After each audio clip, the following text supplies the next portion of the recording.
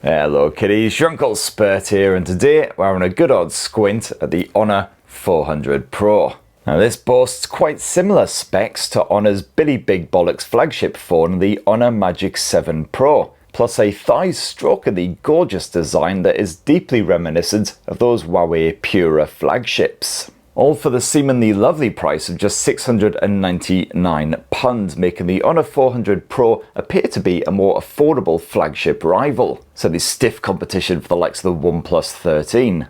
Well, I've had my Sims stuffed inside of the Honor 400 Pro for a week now, so here's my full review, and for more on the latest and greatest tech, please do subscribe, ding that notifications bell. Cheers! So my first impression of the Honor 400 Pro was very much, yeah, this looks like a really nice premium smartphone. It also bears a striking resemblance to Huawei's own Pura smartphones. You've got a similar funkily designed camera bump, which I'm all for. It certainly stands out from the crowd. And that helps to give this phone a bit of personality, because besides that, it's a fairly simple, straightforward design. As you can see there, just a plain, smooth finish. And Honor is offering this phone in just a choice of two colours, black or grey. So I hope you don't like bright, bold tones. In fact, if it wasn't for that irregular bump, then it would possibly be in danger of looking rather bland. But that frosted surfacing does a fantastic job of generally repelling grease and grime. So this phone does stay looking fresh, you know, having to constantly buff it up. And certainly feels pretty bloody good to clutch for a 6.7-inch smartphone. And that's certainly aided by the curved finish for the back end here, and the subtly curved edges as well. None of those awful iPhone-esque sharp angles here. Plus, of course, those supremely skinny bezels means no wasted space. And as you'd expect from a more premium priced device, no signs of wear or tear after just a week.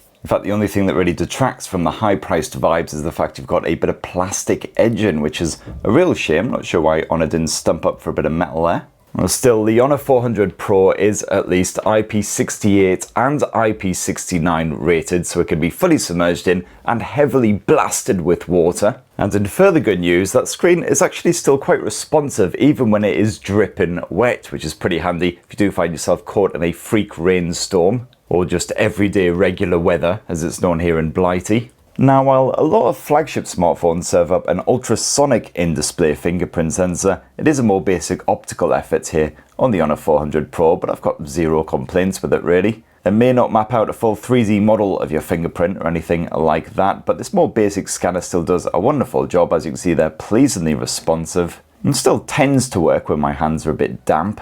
And the face unlock's pretty reliable as well, courtesy of the depth-sensing selfie cam.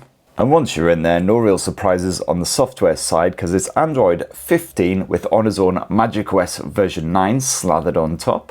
And I'm reviewing this phone ahead of the official UK launch, so Honor hasn't yet committed to a certain number of years of OS updates and security patching. I'm kind of hoping they'll go for the full 7, just like with their Magic flagships, but worst case scenario, you can expect at least 4 or 5 years of OS updates and the patching, which is always great to see, especially when you're spending this kind of cash.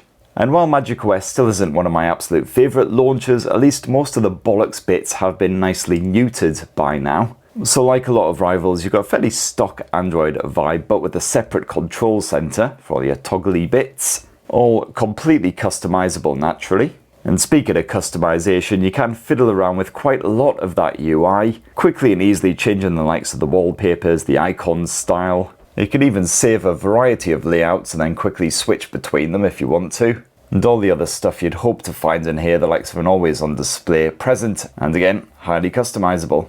But one of the less great things about MagicOS smartphones is they are absolutely drowning in crapware. When you first get this smartphone, you'll certainly want to spend a good bit of time going through uninstalling all of this twattery, at least the bits that you can. Because yeah, there's more bollocks stuffed in here than the average supermarket sausage roll. The good news is though, at least Honor's been pretty generous with the storage, as you can see there, up to half a terabyte of the stuff. And even after plenty of camera action and with some absolute whoppers like Wuthering Waves stuffed on here, I haven't even used up 100 gigs of that yet, so that should keep you going for quite some time. And yeah, you get all the standard MagicOS features packed on here, including a good bit of Magic Capsule action, which is pretty handy if you just want to quickly skip a track in Spotify, quickly end a phone call, you got your maps directions popping up in there. The only problem is that when it is in action, it does intrude quite heavily on that notifications bar, so like the iPhones, you'll struggle to see if you've got anything waiting for you, unless you actually expand the ruddy thing. And one of my particular favourites, the gaming mode, is back in action here on the Honor 400 Pro. Pretty handy if you want to switch up some settings on the fly or whatever. And of course, it wouldn't be a smartphone review in 2025 if I didn't bang on about AI. As this will be the bit in the video where there's a massive dip in views.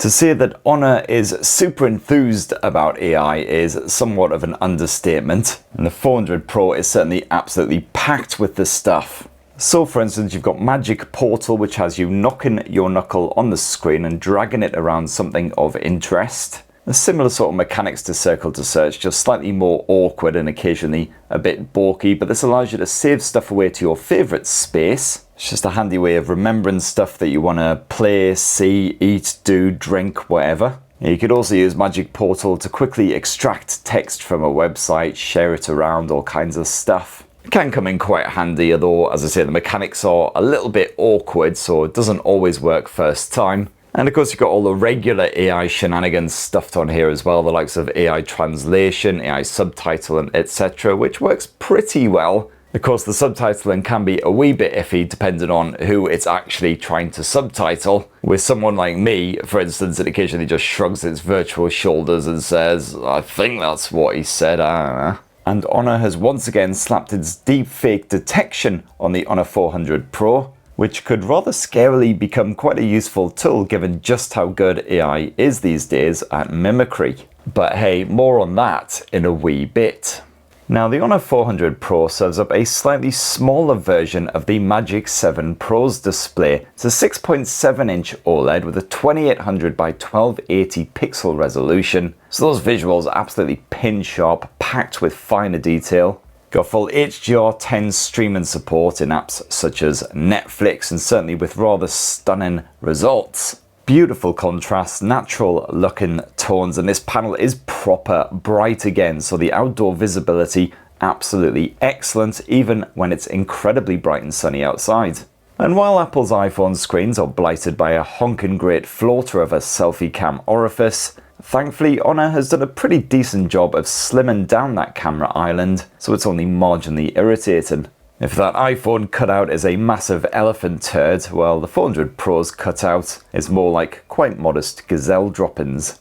Naturally, the refresh rate maxes out at 120Hz, but it's not LTPO tech. As you can see there, manually set it to a 60 or 120, and you got some respectable customization, not much as far as the colors are concerned. Set to vivid by default, you can bump it down to normal if you prefer, tweak the color temperature. You've got the usual video enhancer features where the actual impact they have is kind of questionable, but at least they support a variety of services. For example, here's a Netflix trailer playing in Netflix with all of that super vibrant, vivid display shenanigans switched on. And then here it is again with all of that shenanigans switched off. And some of the colors you can sort of notice a bit of a tonal difference, but there's not much in it. You've also got yourself some basic eye comfort style shenanigans slapped on here, as well as 3840Hz PWM dimming if you're a bit more sensitive to that OLED flicker. But one of the more unique features that I really liked was the motion sickness relief, which is hidden away in the accessibility settings. And as you can see with this turned on, it basically slaps a bunch of blue dots onto that display, which then move around and react to the general motion of the vehicle. And I absolutely do not understand the science behind it all, but somehow those blue dots do have an impact. If you're using the phone for a good hour or so in a car, sometimes I would feel a little bit queasy at the end of that, but felt absolutely fine. The audio is of course spaffed out by a stereo speaker arrangement here on the Honor 400 Pro, and oh my god, is it loud. Your Uncle Spurt's going a bit deaf in his old age, but Jesus Christ, this thing almost blasted my eardrums out. You got the usual marketing toss on here of a high volume mode, as you can see there, 200% high volume. Let me tell you, the only time you'll need to go that high is if you're trying to watch a bit of Netflix while there's an actual earthquake going on. And the clarity is still pretty strong, even when you do max it out. Vocals come through nice and crisp and clear.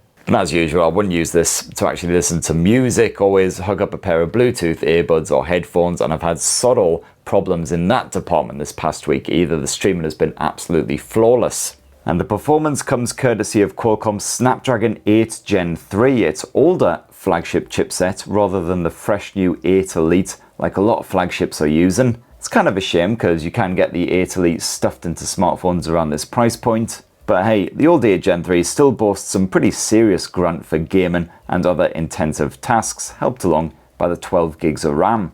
The likes of Wuthering Waves played nice and smoothly on the higher graphics settings, no worries whatsoever. And while the Honor 400 Pro did start to heat up a wee bit after about 20-30 minutes of gaming, thankfully I didn't see any throttling, even if I was smashing my way through endless waves of Gribblies for well over an hour. So not quite as powerful as that Magic 7 Pro, but certainly will more than do the job for anything you could possibly hope to throw at it. As for that battery tech, we've actually got a slightly increased capacity on the Honor 400 Pro versus that Magic flagship. It's a 5,300 mAh cell, so absolutely no battery stress or woes whatsoever this past week. I found that even with 7 or 8 hours of screen on time, pretty mixed use, lots of Spotify and Audible streaming in the background, I would only just be touching on power battery saving mode territory by the time I was finally tucked up with Teddy. That generally involved a fair bit of camera action as well. So brilliant battery life all around, perfect for more demanding users, and if you do need to quickly juice it up before you head off out for the evening or whatever, no worries, you've got 100 watt fast charging support here, again same as that Magic 7 Pro, and slightly slower 50 watt wireless charger, which still beats the crap out of pretty much every other flagship out there.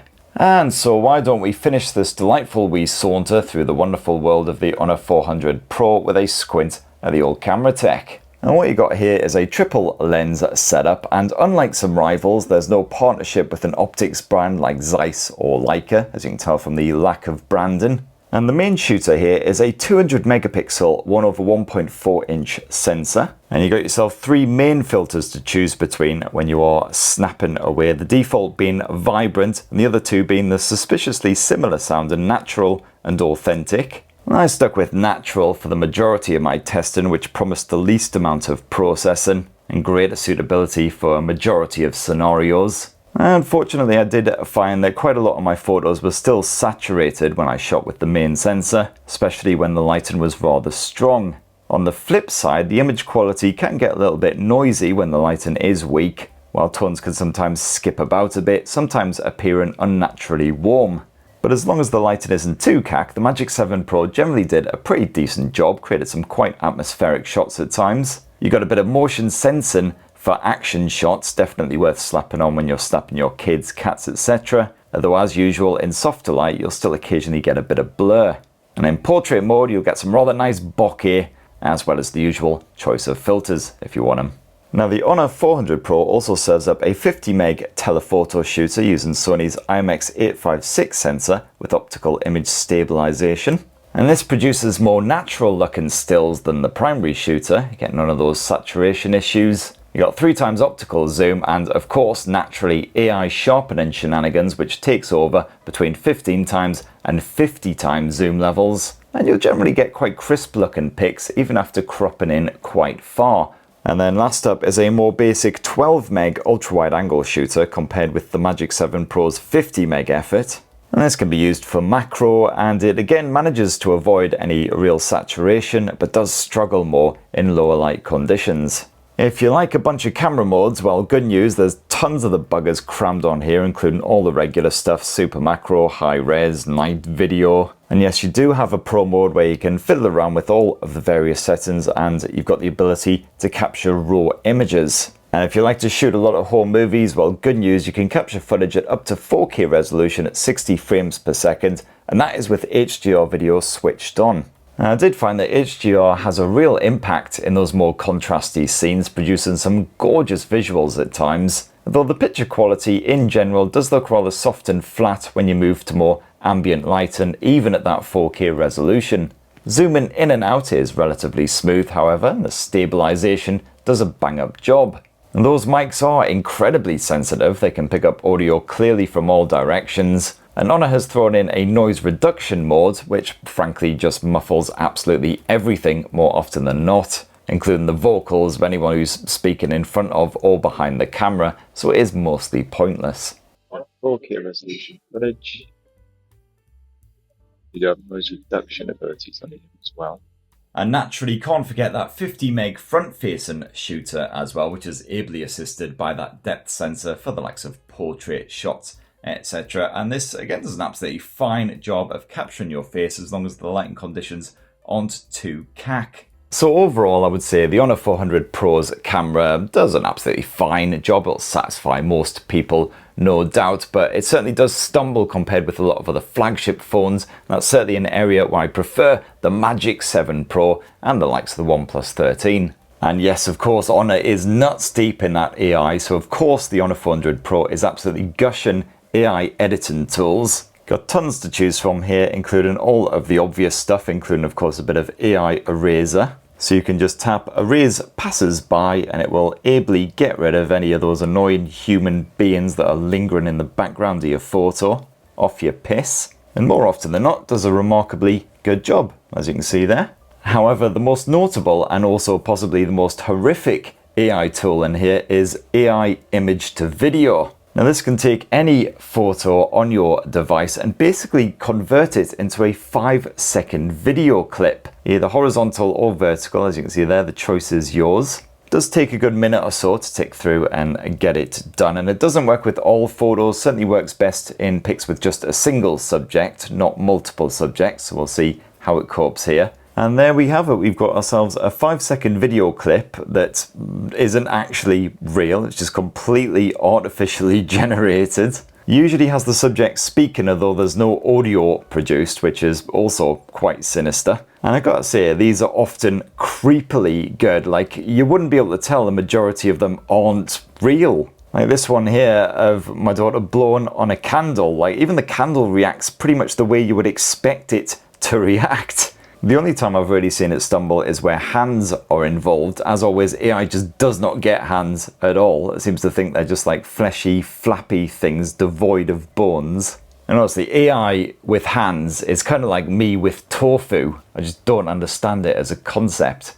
Here's one it produced of my cat, which again is just eerily realistic. And yes, this even works with really old photos that were taken sort of 10, 15, 20 years ago. In this case, yeah, a good 2 or 3 decades ago, because I actually had hair. And this whole thing is stupidly addictive, but I do also appreciate the irony of Honor trying to protect you from deepfakes while also creating deepfakes on the exact same device. And there doesn't appear to be any made with AI watermarking or branding going on, but presumably it's all stuffed away in the metadata. And yes, it's certainly stupidly addictive, but it is also worth pointing out that it does say limited time free trial on that start generation button, so at some point you can expect this to be a chargeable service. And there you have it, my lovelies. That is my full final frank review of the Honor 400 Pro. And gotta say, I've enjoyed using it this past week, even if it isn't exactly setting my world on fire. In the trouser tent rankings, it's probably about a 7.5 or an 8. You know, the performance might not be quite up there with the latest flagships, but it's been absolutely perfectly smooth for me. The battery life has been absolutely excellent, and MagicOS is packed with some pretty nifty features, like the motion sickness shenanigans and the deep fake recognition and also creation. Of course, the camera tech not quite as strong as some rivals around this sort of price point. So it'd be great to hear your thoughts on the Honor 400 Pro down in the comments below. I've also reviewed the Honor 400 Lite if you're a bit more skint. That one's certainly a bit of a banger for the price. Please do poke subscribe and ding that notifications bell for more on the latest and greatest tech. And have yourselves a ruddy, wonderful rest of the week. Cheers, everyone. Love you.